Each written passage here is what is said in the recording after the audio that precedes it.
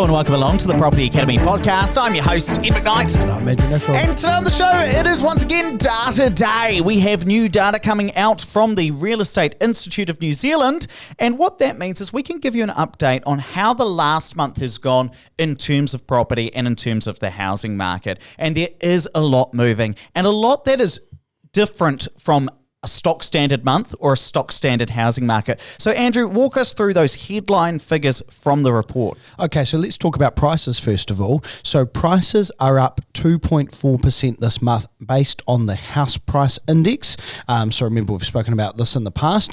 And so in terms of dollar values, based on the median values, as a national average, our median price is up 121,000 on last year. That's a huge 19.3% up since 1 year ago today.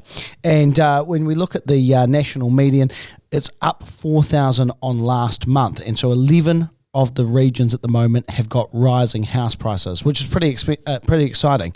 And then when we look at, in terms of volume at the moment, we've got a percentage change of 36.6% nationally. For Auckland, a huge 66% more sales than 12 months ago. And national, excluding Auckland, it works out to be 24.2%. And actually, something I need to correct you on, Andrew, and it's actually correcting myself because I put the notes together for this episode. It's not 11 regions with rising house prices. Sorry, it's 11 regions with record house prices. Right, record. So it is an incredibly warm market. There is a significant amount of activity going on, and you can specifically see that within Auckland with 66, two-thirds more properties sold within the month of December this year, or rather in 2020, compared to 2019. So you can see there is a lot of activity there, probably owing to that after 4 years of a small decline in house prices in Auckland, we're seeing that house prices are rising again, and that's probably causing that movement in terms of more people being active there. Now, what I want to talk about now is exactly how house prices have changed over the last 12 months with a month-by-month breakdown, because it's not like there has been consistent house price growth every single month over the last 12 months. And of course, one thing we do need to acknowledge as well is that 2.4% increase in house prices around the country in December is just in 1 month. So often when we're putting together plans or forecasts for investors, we're talking about 5% growth over a year on average, maybe even 6% if we're in a really in a region where we expect house prices to grow a little bit more quickly. So having 2.4% in only 1 month is simply quite enormous. But what's important to recognise is that house prices did actually fall over the last 12 months. They fell by 1.65% in April 2020. They fell by another 1.4%, so perhaps a total of 3% during those COVID lockdowns. But they have rocketed back. But this heat in the market has only appeared really since July, when house prices rose about 1.8%. But then it's compounded since then. So July was 1.8%, and then another 1.5% in August, then 2.5% in September, 3% in October, another 3% in November, and another 2.4%. So it is compounding and compounding, and that is what's leading to this increase, this massive increase within house prices. But you know, that's kind of the outcome of some underlying factors which are actually occurring in the market. So again, let's walk through, Andrew, why is this happening? So the biggest issue right now is that we don't have enough stock. We don't have enough inventory. There's not enough properties for sale in the market right now. And the total number of properties available for sale right now, or in December 2020, has decreased by almost a third, so 29.1% since the same time last year. So we've gone from 18,230 properties available in December 19 to 2020, 12,932, so down by 5,298. So like I say, only 2/3 of what it was last year. And actually there's a quote here from Bindi Norwell, who's the CEO of REINZ. Currently, we have half the inventory levels that we had back in December 2018. So there isn't enough choice for people looking to purchase, which means that there's huge pressure placed on house prices in most parts of the country. And the issue with that as well is that we have got not very many properties coming onto the market, even though it's lifting up a little bit to what it was a couple of months ago. But we've got so many more selling. So that inventory is decreasing, and that is causing that heat in the market. This is what it is all really driven by. Now, the question you might have after listening to the last couple of episodes around sales processes is, well, is that changing how people are deciding to transact? And the answer is yes. So there are more people who are choosing to sell their properties through auctions compared to previously. So in December 2020, about 28% of all properties within New Zealand were sold by auction. That's up from about 14% the same time last year. So it's increased by about 14 percentage points, or roughly doubled. So there are twice the number of properties that are being sold at auction this year compared to last year, and that's simply because of that heat in the market. It's a logical reason why we are seeing people change that sale process. And of course, if more properties are being sold by auction, that is a more competitive sales process, which is also leading to why we'd start to see those house prices increasing, because there is more competition within that market, and that competition is coming up to a surface. One interesting thing I'll tell you about, Andrew, though, is the West Coast, a region which we routinely bag on this show, has had its first auction in the last 3 years. Wow. So how did it go? Oh, I assume it probably sold, actually. It would have. Well, it must have to be on. If I'd really prepared for this show, I probably would have figured out what that was. Sorry about that. But for the first time in 3 years, they've had their first auction at the West Coast. It was probably the main event to be at over December. I'm sure it probably did sell under the hammer, given the warmth in the market right around the country.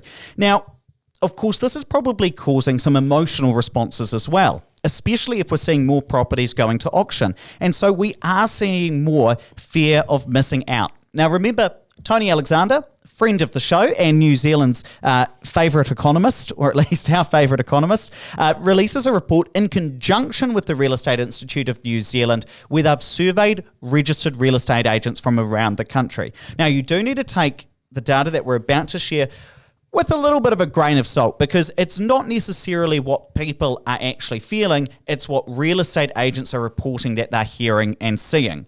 So it's like we're hearing it not from the horse's mouth, but from... The horse? No, we're not hearing it from the horse. No, What are we hearing it from? I don't know. The horse told the duck and we're hearing it from the duck, or... The pig? The babe was a pig. What are you trying to say about real estate agents? Yeah. Take that as you will. Anyway, we do have 88% of agents, or a net 88% of agents, are still reporting a real presence of fear of missing out on the part of buyers through that real estate agent survey in December. So there are a significant amount of people that are displaying behaviour of missing out. Now, within that report as well, there is a new section, which I've seen over the last 6 months, where real estate agents are reporting, well, what are the main concerns that buyers have, both in terms of owner-occupiers, so people who are purchasing for themselves, and investors as well. So what are the top 6 concerns that owner-occupiers are displaying according to real estate agents? So owner-occupiers, first of all, insufficient listings, so not having enough stock, as we just spoke about, high house prices, and often that's a reflection of income to price ratios, difficulties getting finance. So it is challenging for first home buyers to get finance, particularly if they've got, an imperfect credit record, or they don't have a full 20% deposit. Concerns about prices falling once they buy. Number 5 is they've got the comment here, job uncertainty. And so buyers are saying that their job certainty, so their fear of job uncertainty is down 48% to about 10%. So people are feeling more secure in their place of employment and no major worries. What the hell does that mean, Ed? Well, that's just if nobody has anything at all. So the real estate agents reporting that buyers don't have any worries is like 3%. Oh, wait till they have a mortgage and some kids. Well, I just want to pick up, though, on the point that you made around job uncertainty. So back in June, so halfway through last year, about 48% of real estate agents were saying, hey, I'm seeing a lot of people that are worried about income uncertainty. That's not an issue anymore. It's down to about 10%. And something that's really telling, I think, about this market is that the number one concern is not high house prices, even though they've gone up by about 17% over the last year. The main concern is insufficient listings, the inability to find a house. Now, perhaps that might change over time, but it's definitely, it shows why there is heat in this market, because price is not the number one concern, even though it is high. I want to change track a bit and talk about investors. And the question for real estate agents here is, what is driving investors into this market? Number one, and this is 80%, over 80% of real estate agents are saying this is the driver for investors, is interest rate levels, low interest rate levels. And that is followed way behind by expectations of price rises. So about 38% of real estate agents are saying house prices, rising house prices, that's what's driving investors. 80% are saying it's interest rates. So this kind of comes back to the conclusion that we often have, Andrew, that what is really driving investors into the market is that the cash flow position of properties has improved so greatly, and the other things that investors could invest in and put their money into, like term deposits, are so uneconomic, are so unviable. That is what's driving it in. It's not necessarily, though it is in part, it's not necessarily though that investors are being greedy. They're wanting to get in, get that high house price, that immediate hit of capital growth. They're really after that long-term cash flow, and they're being driven in because the other things they were investing in no longer make sense. After that, number 3 position there for investors, just continuing down this list, was retirement, hopes of finding a bargain, and then demand is falling, which was very low down the list. Just before I let you go and rattle on about retirement, which I can see you're keen to do though, Andrew, I just want to point out that the hopes of finding a bargain has massively fallen for investors over the last 6 months. So back in June, when we were all coming out of our lockdowns, or just starting to get back into it, about 60% of real estate agents were saying investors are looking for some bargains. That's down to about 12% now. That's just not happening broadly across the country, perhaps in certain regions, perhaps in certain suburbs, but it's not a factor across the country. Our expectations have changed. And see, the interesting thing about the retirement comment there for me is that you're getting to the phase where by 2036, the bulk of baby boomers will have turned 65. So you've got people who are probably approaching retirement age, say they're 50 kind of at the moment, and thinking about, in 15 years time, what am I going to live on? And their KiwiSavers are probably at a nominal amount, and they're realising now that they have to do something other than just rely on KiwiSaver and the government superannuation, the pension. And so this is probably bringing more people into the market with that realisation that actually life's not going to be that great if I don't do something other than rely on the government. And that's where I think that lots of people are starting to think about property investment more so than ever, because it's cost effective in a lot of cases. Now, I want to pick up on something else that you mentioned right at the start, Andrew, which was talking about the difference between HPI, the house price index, and the median house price within a particular region. And we often talk about this, but I still hear people focusing too much on the median house price, so I'm still going to keep talking about it. Remember, the most reliable indicator on how quickly a market is appreciating or what's happening to house prices there is not the median house price, which is often reported because it's in dollar terms, but actually the house price index, because the house price index is it takes into account the valuation of each individual property. It doesn't say, look, a whole heap of properties that were very expensive sold within a particular month, so the house price went up in that region. No, it says, well, how much more did something sell compared to what we'd expect it to sell for? And I just want to give you some data which I hope makes it really clear. So for instance, in the West Coast, the median house price within December, between November and December, went up by 16%. So if you just looked at the median house price in West Coast between November and December, you would have been like, oh my God, there is so much activity going in there, house prices rocketing. But then if you look at the house price index, so what would we expect those houses to have sold for anyway, based on those council valuations or the RVs or the GVs? The house price index was still up a very healthy 2.86%, but it's not the 16% that we otherwise saw. Similarly, let's go to the other end of the scale. The median house price in Tasman region fell by 5%. So you might, if you were just looking at the month-on-month change in median house price, you'd be like, the sky is falling. House prices are falling. And you'd think that too for Southland, Bay of Plenty and Marlborough, where all 4 regions, the median house prices fell. But if you look at the house price index, so what did we expect those houses to have sold for anyway? In each of those 4 regions, house prices actually increased. So in Tasman, the house prices there rose 2.86% or 2.9% if you round it.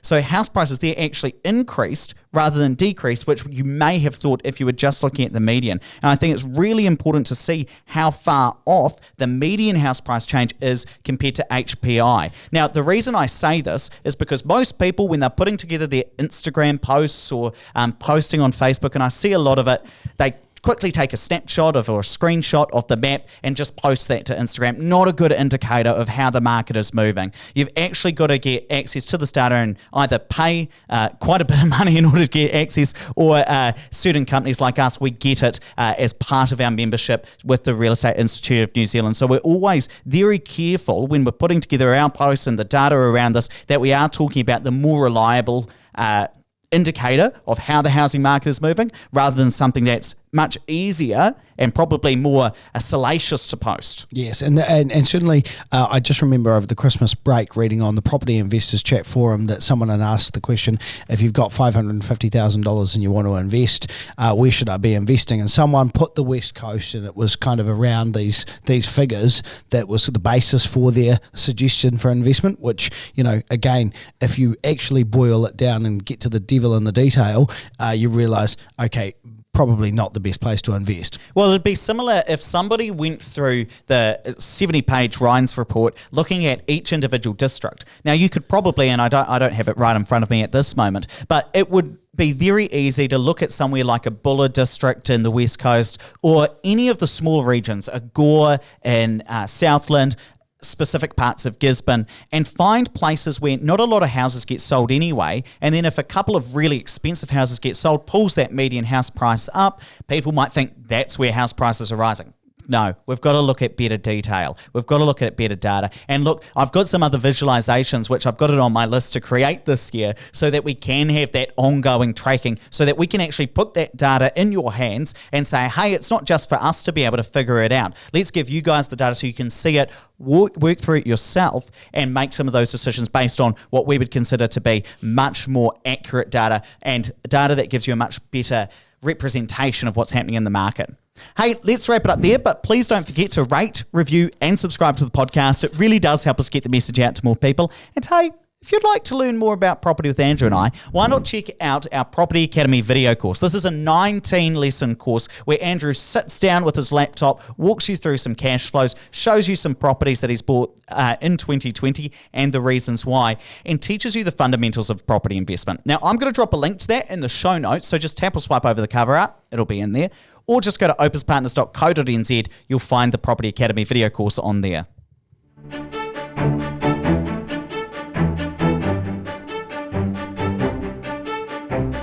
Thanks for listening to the Property Academy podcast. I'm your host, Ed McKnight. And I'm Andrew Nicol. And we're going to be back again tomorrow with even more daily strategies, tactics, and insights to help you get the most out of the New Zealand property market.